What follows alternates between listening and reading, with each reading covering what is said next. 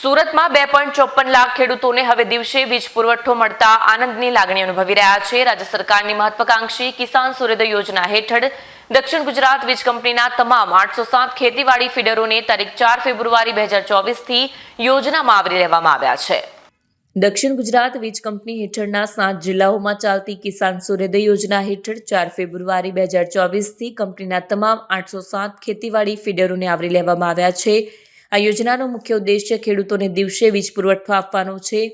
પહેલા ખેતીવાડી ફીડરો મોટાભાગે ઝાડીઓ અને જંગલ વિસ્તારમાંથી પસાર થતા હોવાથી વીજ વિપેક્ષની સમસ્યા રહેતી હતી, જેના કારણે ઘણીવાર રાત્રે વીજળી આપવાનું બને તેવું હતું। આ સમસ્યાના કાયમી ઉકેલ માટે ડીજીવીસીએલ દ્વારા છેલ્લા 3 વર્ષથી ખુલ્લા તારોને બદલે MVCC નાખવાનું કામ ચાલુ હતું। આ માળખાગત મજબૂતીકરણના પરિણામે હવે ખેડૂતોને દિવસ દરમિયાન ગુણવત્તાપૂર્વક અને અવિરત વીજળી મળે છે।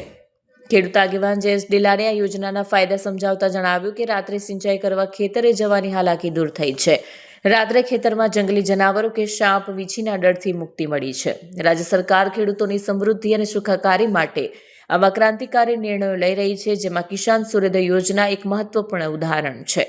કેમેરામેન હકીમ શેખ સાથે વસીમ હાસમીનો રિપોર્ટ, આઝાદ ન્યૂઝ, સુરત। દક્ષિણ ગુજરાતના 2.5 લાખથી પણ વધારે ખેડૂતોને દિવસે વીજળી આપવામાં કિસાન સૂર્યોદય યોજનાનો ખૂબ જ સફળતાથી દક્ષિણ ગુજરાતના ખેડૂતોના ખેતરોમાં અમલ થઈ રહ્યો છે। ખેડૂતોમાં ખૂબ જ રાજી છે। ખાસ કરીને કિસાન સૂર્યોદય યોજના વિજયભાઈ રૂપાણી મુખ્યમંત્રી હતા ત્યારે આ શરૂઆત થઈ અને આજે 5 વર્ષ પછી ભૂપેન્દ્રભાઈની સરકારમાં લગભગ 2.5 લાખ જેટલા ખેડૂતોને દિવસે વીજળી દક્ષિણ ગુજરાતના 800 ફીડરોમાં મળવા માંગી છે। અને આને કારણે ખાસ કરીને દિવસે વીજળી મળવાને કારણે ખાસ કરીને તંદુરસ્ત વીજળી મળતી હોય છે અને સતત વીજળી 8 કલાક મળવાને કારણે ખેડૂતોને સતત પાકમાં પણ ઉત્પાદકતા વધી છે। અને જ્યારે દિવસે વીજળી હોય, સ્વાભાવિક છે કે જ્યારે રાતે વીજળી આવતી હોય ત્યારે સાપના ડોકા છૂંદવાના અને ખાસ કરીને દક્ષિણ ગુજરાતમાં જંગલી જાનવરોનો પણ ત્રાસ, એ ત્રાસમાંથી આ મુક્તિ મળી છે।